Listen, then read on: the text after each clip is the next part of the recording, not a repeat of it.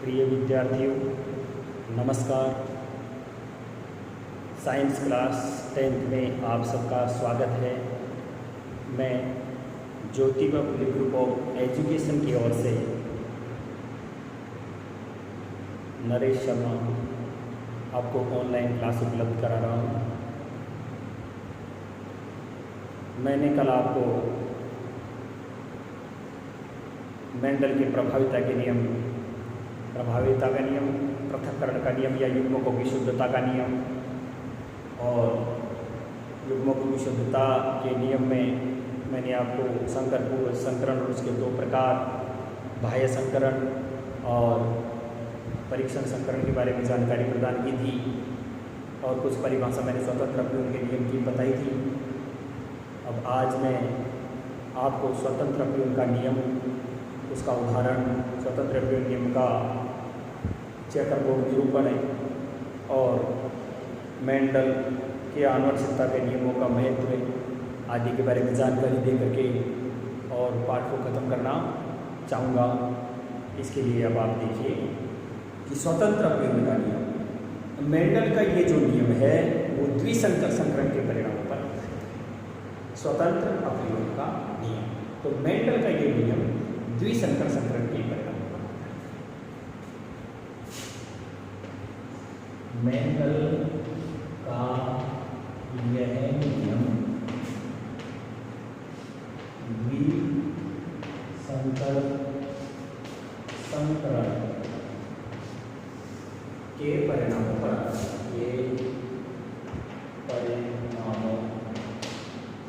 पर आधारित है।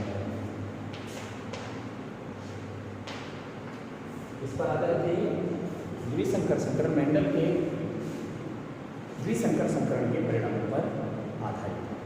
इस नियम के अनुसार लिख देंगे हम, इस नियम के अनुसार, इस नियम के अनुसार क्या होता है? इस नियम के अनुसार, इस नियम के अनुसार यदि दो या दो से अधिक विपर्यासी लक्षण, यदि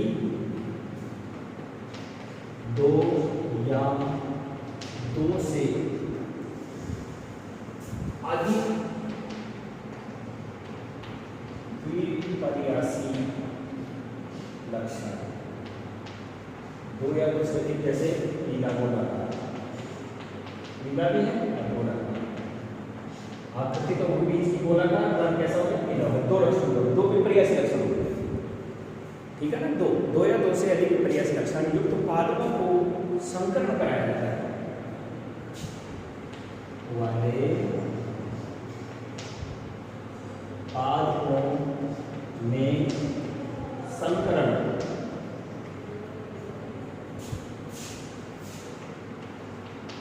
करवाया जाता है। किसमें करवाया जाता है? दो या दो से अधिक विपर्यासी लक्षण युक्त पादपों में आपस में क्या कराया जाता है? क्रॉस कराया जाता है। तो एक लक्षण की वर्षावधि का दूसरे लक्षण की वर्षावधि, एक लक्षण की वर्षावधि का दूसरे लक्षण की वर्षावधि पर कोई प्रभाव नहीं। तो एक लक्षण की वंशावधि का दूसरे लक्षण की वंशावधि पर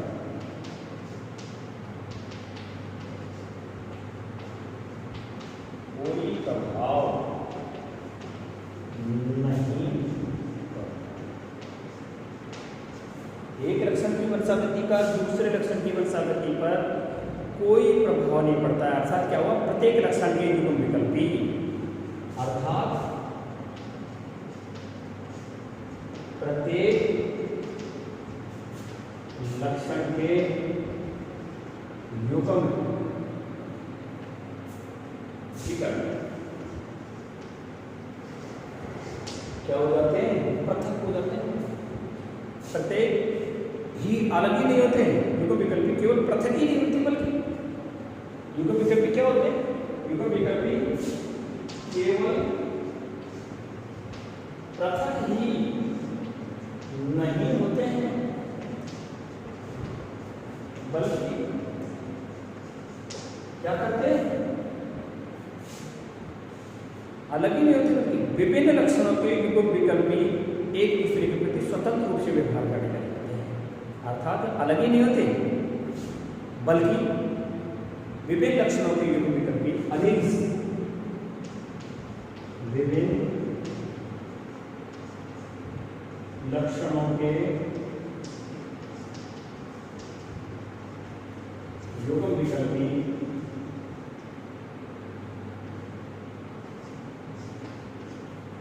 विभिन्न लक्षणों के युग्म विकल्पी विभिन्न लक्षणों के युग्म विकल्पी अनेक एक दूसरे के प्रति स्वतंत्र रूप से व्यवहार करते हैं। एक दूसरे के प्रति स्वतंत्र रूप से व्यवहार करने लगे, दूसरे के प्रति स्वतंत्र रूप से क्या करने लग जाते हैं, व्यवहार करने लग जाते हैं। यह स्वतंत्र रूप से अपव्यूहित होते हैं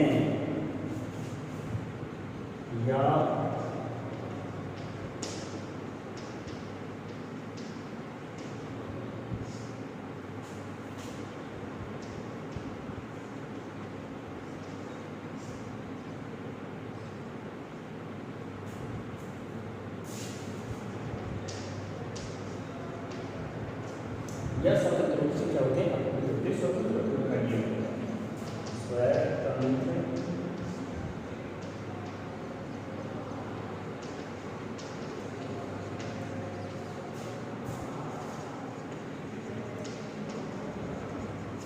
क्या है, ठीक है। अब मैं आपको इसका एक एग्जाम्पल देता हूँ। स्वतंत्र प्रयोग का नियम हो गया। अब इसका मैं आपको एक चेकर बोर्ड बना करके एग्जाम्पल प्रस्तुत करता हूँ। देखिए,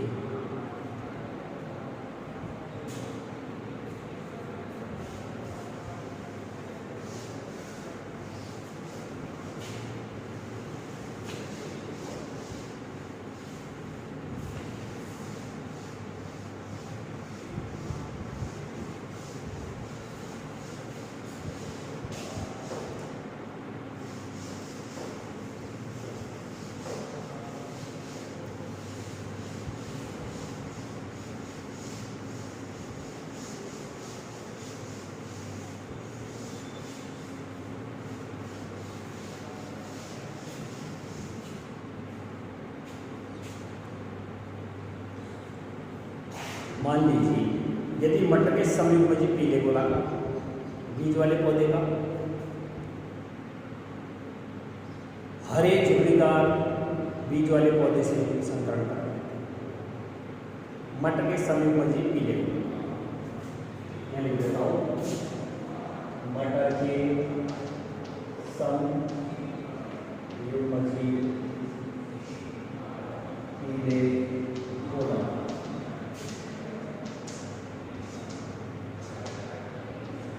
ये हमने कैपिटल वाई लेंगे और ये बड़े आर ये इसके मटर के संयुग्म की पीले गोलाकार हो गए।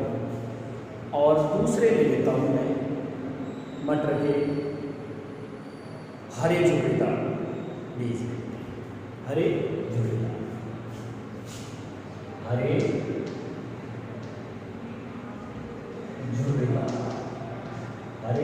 को हमें स्मॉल वाई और स्मॉल आर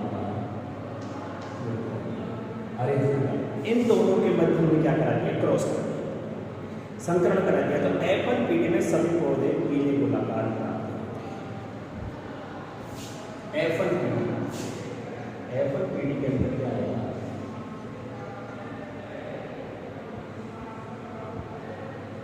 सारे के सारे पौधे कैसे प्राप्त हो रहे हैं हमें, सारे के सारे, जैसे ये वाई आ गया, वाई के बाद इधर से क्या जाएगा, इधर से वाई आता है, स्मॉल वाई आ गया, उधर से कैपिटल आर आ गया, इधर से स्मॉल आ गया। यानी हमारे सामने क्या प्राप्त हो गया, ये सारे पीले गोलाकार बीज प्राप्त होते हैं। सभी कैसे हैं, ये येलो हो गया आर,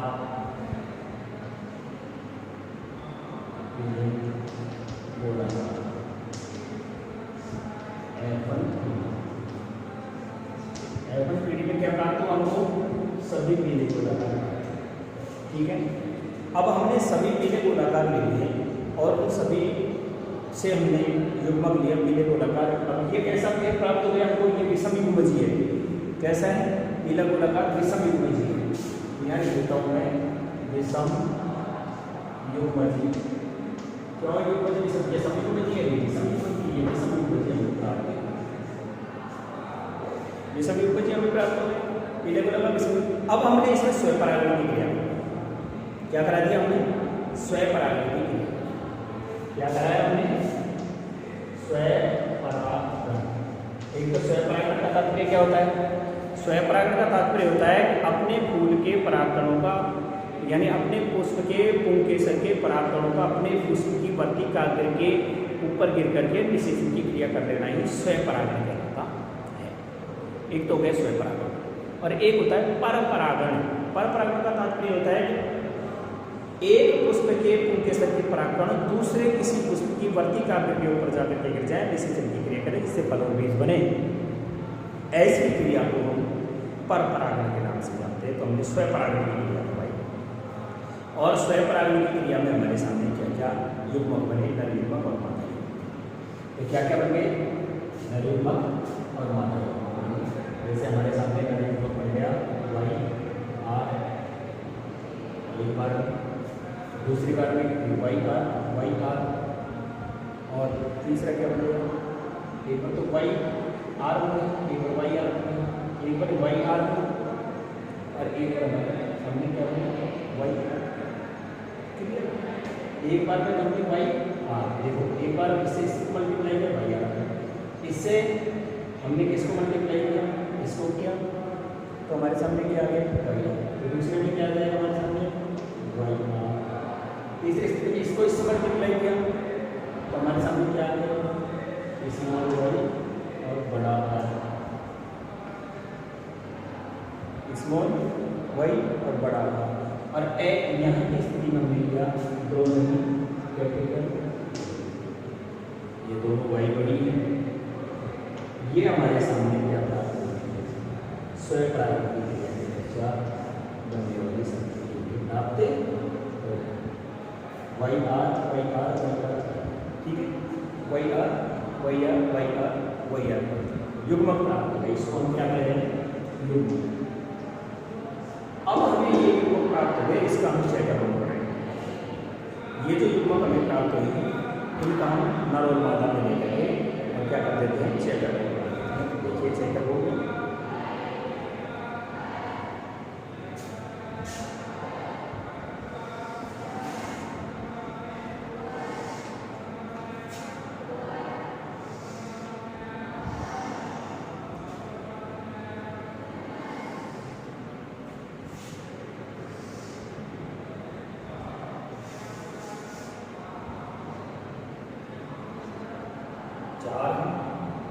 एक, दो, तीन,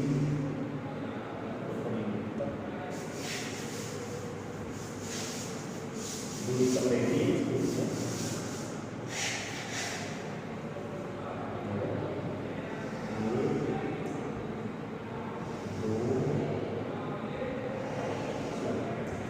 उसी प्रकार से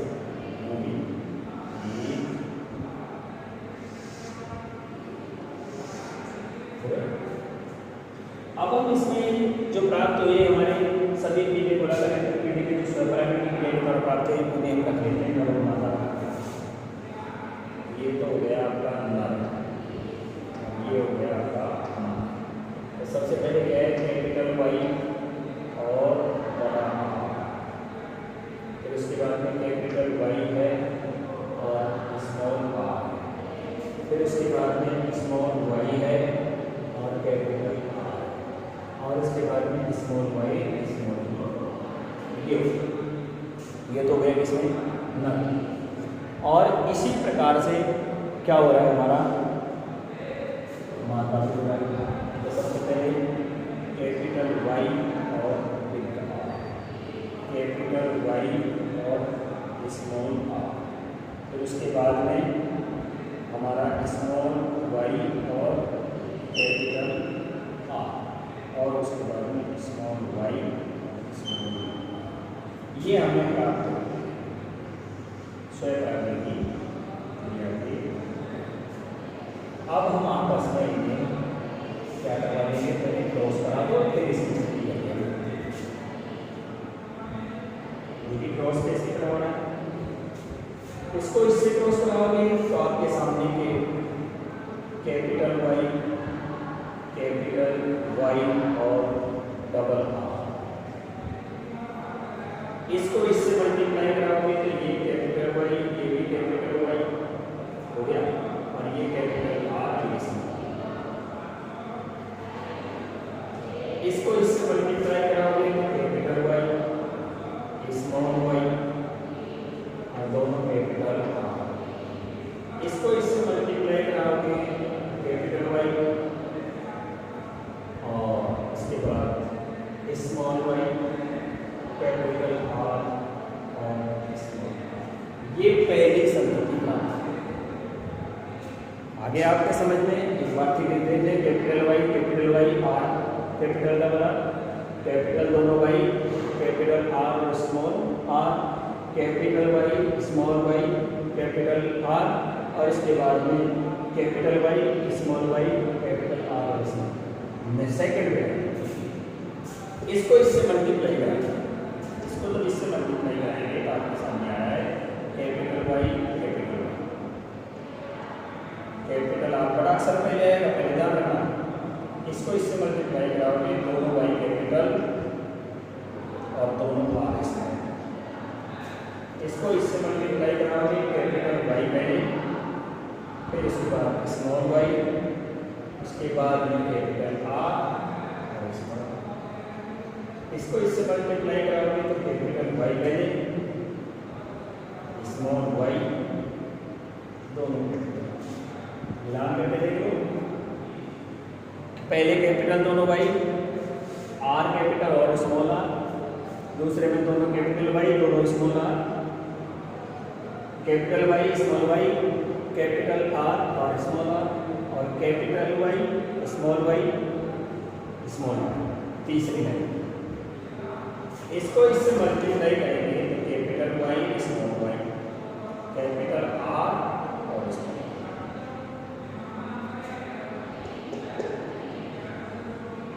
इसको इससे मल्टीप्लाई करेंगे capital Y small Y capital R small, इसको इससे मल्टीप्लाई करेंगे दोनों capital Y small R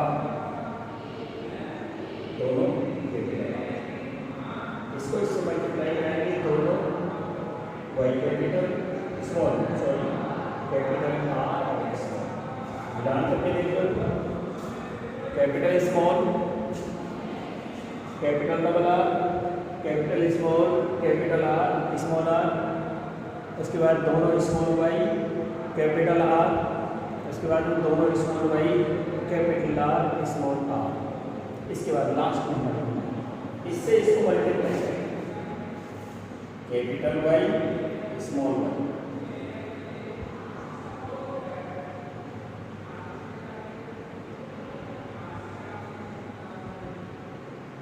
capital R और small, capital Y small Y और दोनों कैपिटल आर वो स्मॉल आर सॉरी, यहाँ देखेंगे small Y capital R small R, यहाँ देखेंगे दोनों स्मॉल वाई और दोनों। अब आपके सामने चेक का कोड बन करके तैयार हो चुका है। अब इसमें आपको बताना है, देखिए मैं आपको यहाँ बता चुका हूँ कि ये दोनों कैपिटल वाई और आर है, ये दोनों येलो नीले है, आर ब्राउन गोल है, ये तो पीला गोलाकार है। जहाँ ऐसा मिले वहाँ पीला गोलाकार लिख दीजिए, जहाँ ऐसा मिले वहाँ हरा चूड़ीदार लिख दीजिए। ठीक है, ये विकल्प जैसे यहाँ आपको मिल गया ये दोनों पीला है और ये है गोलाकार, पीला है और गोलाकार का लक्षण प्रकट हो रहा है, झुर्रीदार का लक्षण प्रकट ही नहीं हो रहा है। यहाँ भी हम देखेंगे पीले का लक्षण प्रकट हो गया, गोलाकार का प्रकट हो रहा है, दोनों आ रहा है। यहाँ भी देखेंगे हम पीला गोलाकार प्रकट हो रहा है, पीला और गोलाकार हो गया।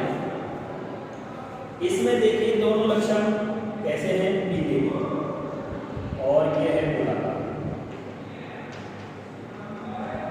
यहाँ देखो दोनों किसके लक्षण पीले के हैं, लेकिन ये किसके हैं, झुर्रीदार, यानी कि पीला झुर्रीदार।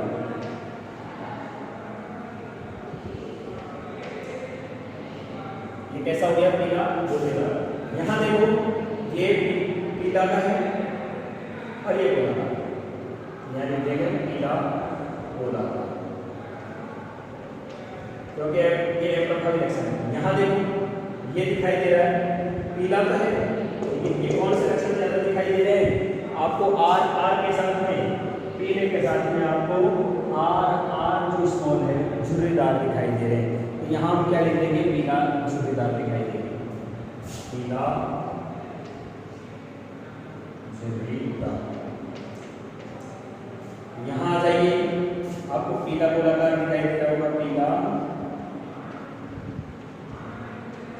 गोलाकार। इसमें देख लो पीला है, ये गोलाकार, दोनों एक प्रभावी।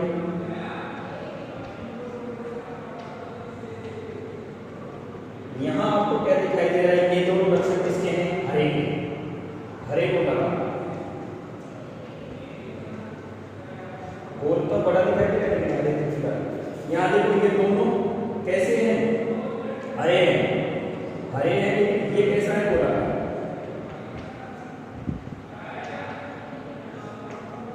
इसमें आ जाइए, पीला गोलाकार है,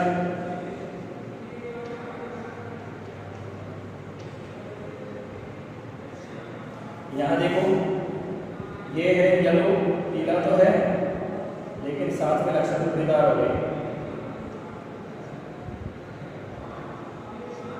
यहाँ देखिए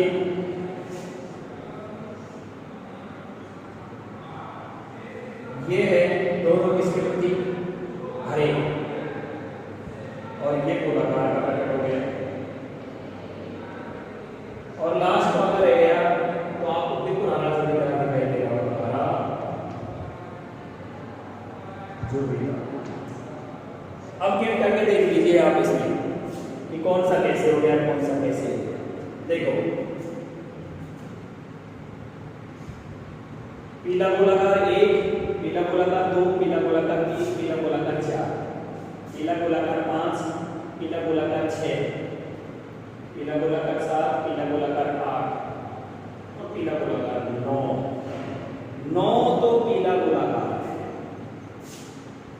पीला गोलाकार।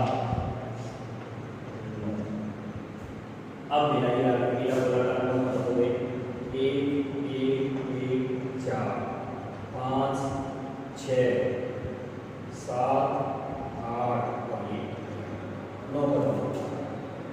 अब उसके बाद में आप आ जाइए यहाँ से, पीला झुर्रीदार 1, पीला झुर्रीदार 2,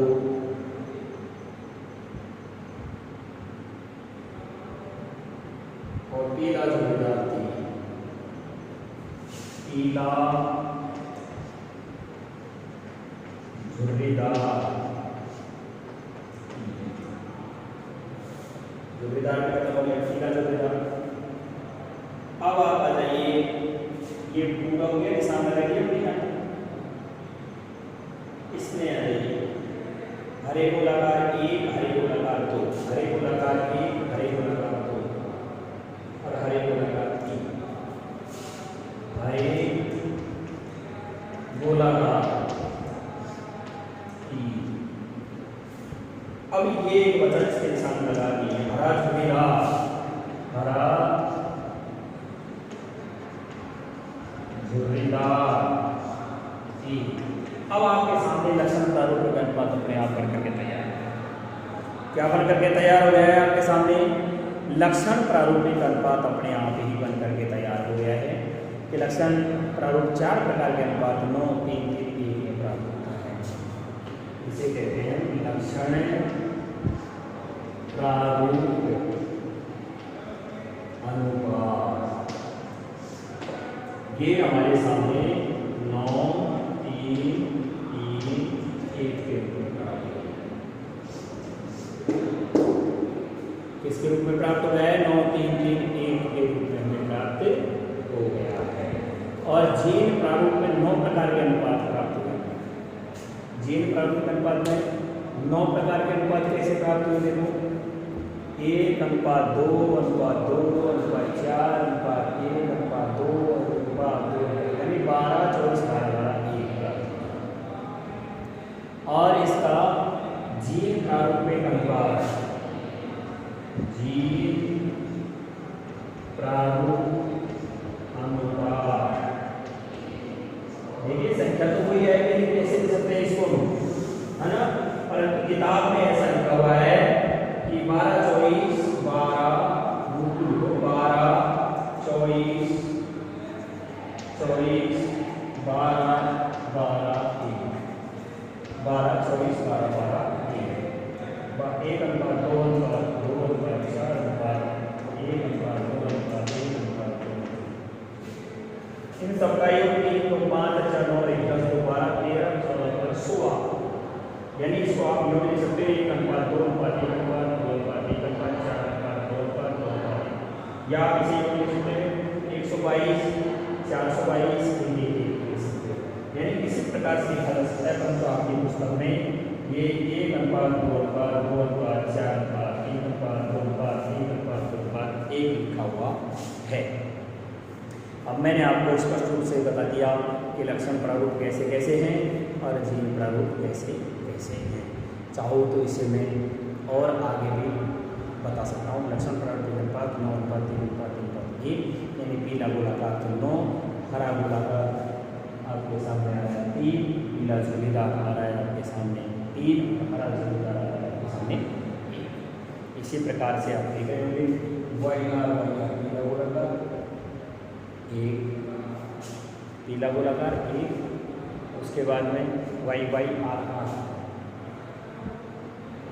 पीला गोलाकार अलग-अलग लक्षण के साथ आपको स्पष्ट रूप से दिखाई दे जाए। कैसे देखोगे? जीन को जीन देखना होगा। देखो इसका जैसा क्या कोई और दिखाई दे रहा है? इसका जैसा कोई और दिखाई दे रहा है और इसी का इनसे मिलान होगा। अपने आप जैसे संख्या हटा करके मैं आपका मिलान करेंगे।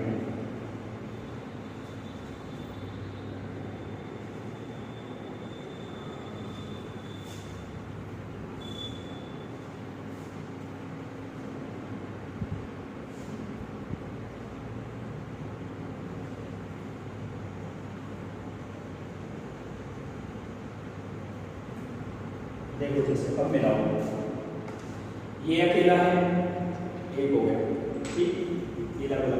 पीला गोलाकार तो है ये, तो और पीला गोलाकार में कैपिटल वाई और कैपिटल आर के साथ छोटा आर दिखाई दे रहा है।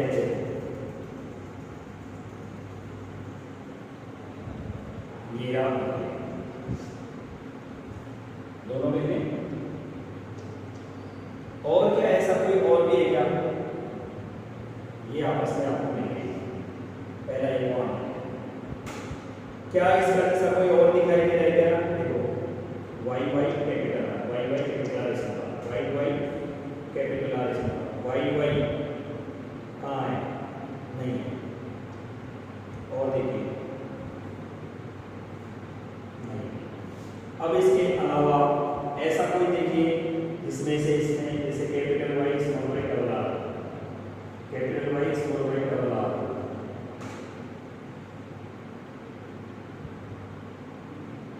ये दो गए एक और ये 1:2। अब इसको पीले झुर्रीदार में जैसे झुर्रीदार पीला झुर्रीदार को कहाँ मिल रहा है? पीला झुर्रीदार नहीं मिल रहा है, देखिए इससे भी नहीं आ रहा है। पीला झुर्रीदार कहाँ मिल रहा है? पीला झुर्रीदार यहाँ मिल रहा है, इसमें से भी नहीं आ रहा है। तो ये पीला झुर्रीदार 1 है, इसको भी क्योंकि कैपिटल वाई वाला ले लेते हैं, एक ही है। और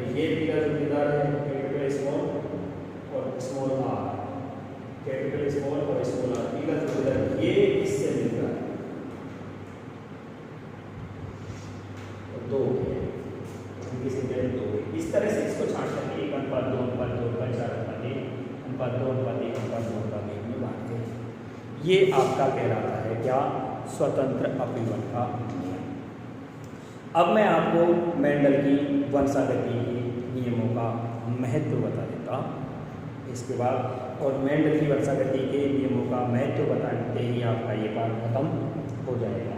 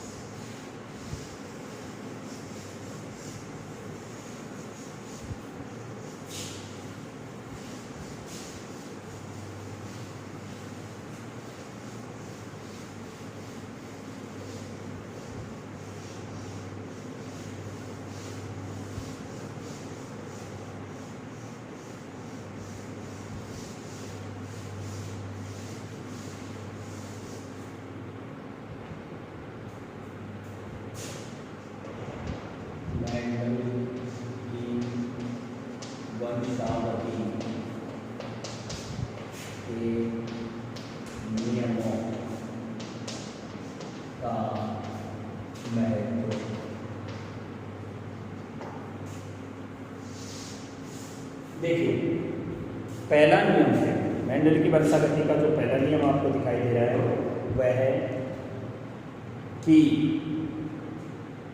घातक जीव अप्रभावी होने के कारण प्रभावी जीव को उपस्थिति में अभिव्यक्त नहीं हो पाते। पहला तो यही है कि घातक जीव अप्रभावी होने के कारण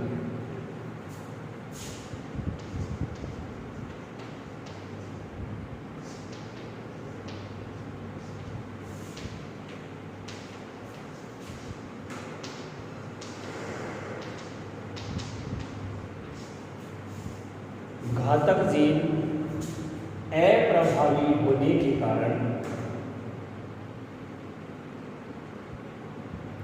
प्रभावी जीन की उपस्थिति में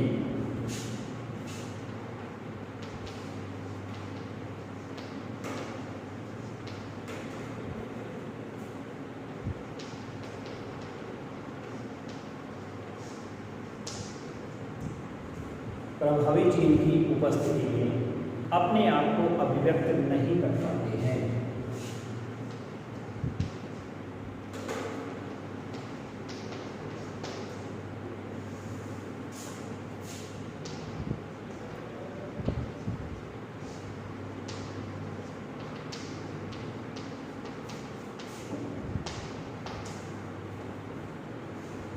कहने का तात्पर्य पहला है कि सजीवों में प्रभाविता के लक्षण का पाया जाना अत्यंत महत्वपूर्ण है। सजीव के अंदर कौन से लक्षणों का? प्रभावी प्रकट होने वाले लक्षणों का पाया जाने वाला अत्यंत महत्वपूर्ण है, क्योंकि अनेक हानिकारक और घातक जो होते हैं ना, अनेक घातक और हानिकारक जो जीन होते हैं वह अप्रभावी होने के कारण प्रभावी जीन की उपस्थिति में अपने आप को क्या नहीं कर पाते हैं? प्रकट ही नहीं कर पाते हैं। वो बिल्कुल कैसे रहते हैं? अदृश्य अवस्था में रहते हैं। लेकिन मौका पा करके कभी भी है ना F2 पीढ़ी में वो कभी भी प्रकट हो सकते हैं। दूसरा है मेंडल के पृथक्करण के नियम की प्रस्तुति से जीन संकल्पना की पुष्टि होती है। क्या होता है? मेंडल के पृथक्करण के नियम से मेंडल द्वारा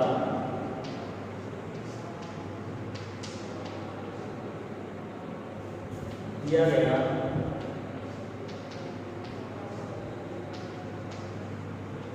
पृथक्करण का नियम, मेंडल द्वारा दिया गया पृथक्करण का नियम से जीन संकल्पना की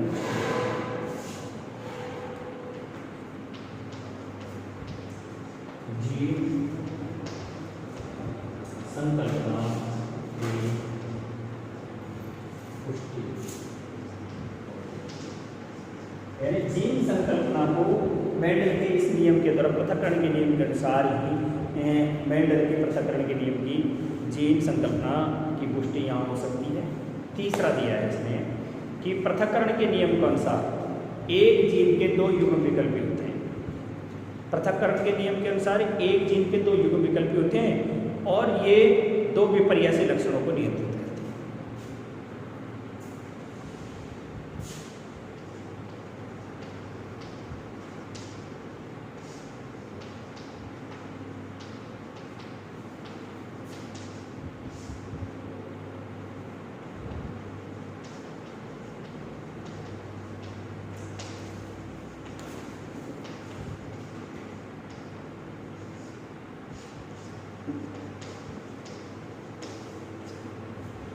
पृथक्करण के नियम के अनुसार एक जीन के दो युग्म विकल्पी होते हैं और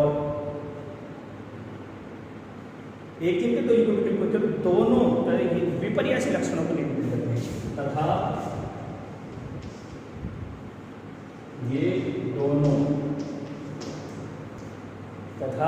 ये दोनों क्या करते हैं? ये दोनों दो विपर्यासी लक्षणों को नियंत्रित करते हैं।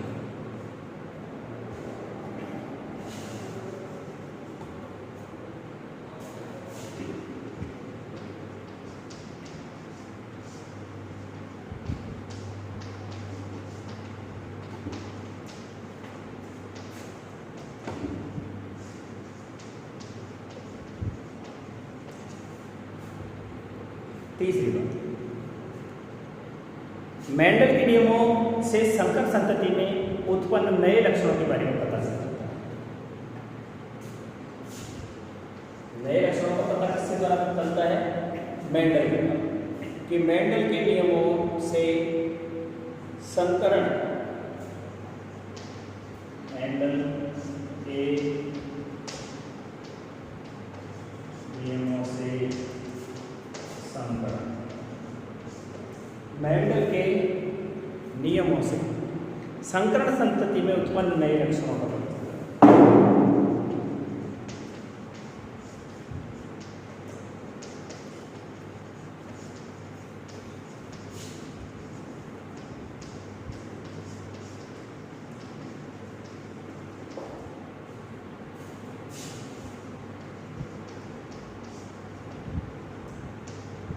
नेक्स्ट पॉइंट, नया पॉइंट है कि संकरण विधि से अनुपयोगी लक्षणों को हटाया जा सकता है और उपयोगी लक्षणों को एक साथ एक जाति में रखा जा सकता है।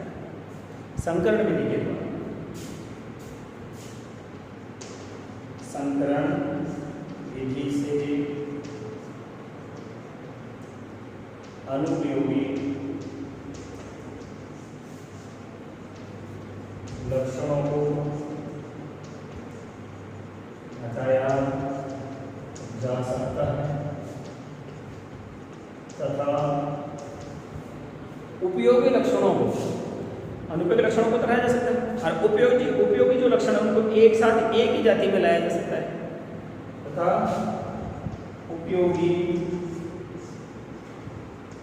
लक्षणों को एक साथ एक ही जाति में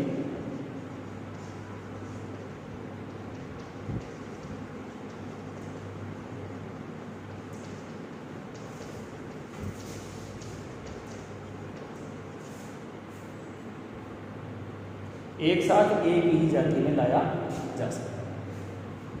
इसके बाद मेंडल के नियमों के उपयोग से रोग प्रतिरोधक तथा अधिक उत्पादन देने वाली फसलें तैयार की जा सकती हैं।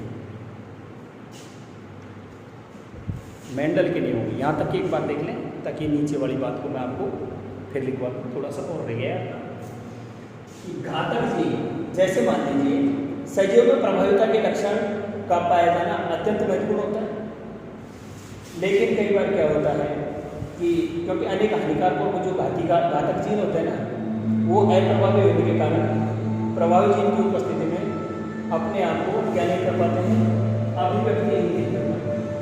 मेंडल द्वारा दिया गया जो संकरण का नियम है उसे जीन संकरण की पुष्टि होती है। पृथक्करण के नियम अनुसार एक जीन के दो युग्म विकल्प होते हैं और दोनों विपर्यासी लक्षणों को नियंत्रित करते हैं। मेंडल के नियमों से संकरण संतति में उत्पन्न नए लक्षणों का पता चल जाता है और संकरण विधि से अनुपयोगी लक्षणों को हटाया जा सकता है और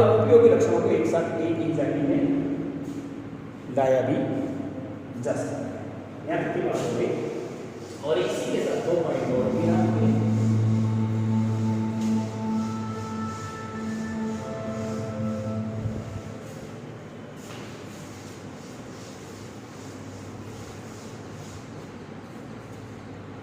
मेंडल के नियमों के उपयोग से रोग प्रतिरोधकता, मेंडल के नियमों के उपयोग से रोग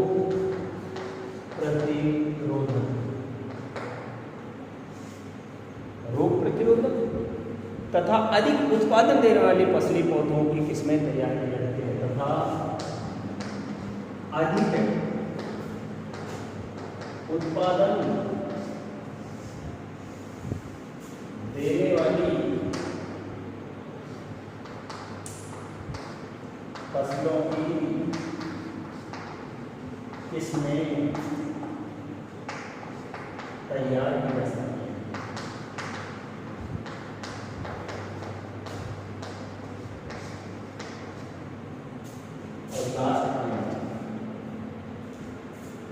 लास्ट पॉइंट है कि मानव जाति के सुधार संबंधित विज्ञान की शाखा सुजननीति, ये भी मेंडल के नियमों पर आधारित है और सुजननीति मेंडलीय नियमों पर ही आधारित है। मानव जाति में सुधार संबंधी विज्ञान की शाखा, मानव जाति में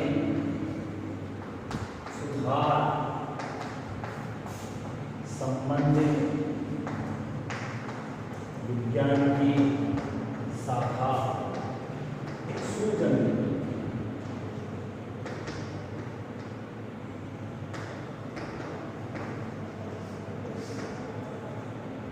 मानव जाति में सुधार संबंधी विज्ञान की शाखा सुजननीति मेंडलीय नियमों पर आधारित है। मेंडल के नियमों पर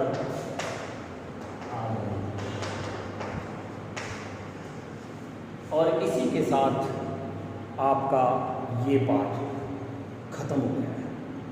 प्रश्न देख लेना, सारे के सारे प्रश्न आपको लक्षण प्रारूप, जीन प्रारूप, द्विशोत्तर संकरण, क्योंकि मैंने कोई प्रश्न छोड़ा ही नहीं है, कोई पॉइंट को छोड़ा ही नहीं है, तो आपको इस बारे में विचार करने की आवश्यकता ही नहीं पड़ेगी, क्योंकि पूरे के पूरे नोट्स यदि आप देखेंगे, पूरे के पूरे सब्सक्राइब करके चैनल पर आप देखेंगे ढूंढ करके, तो आपको पूरा यूँ का तो मेथड मिल जाएगा, प्रत्येक प्रश्न का उत्तर आपको मिलेगा।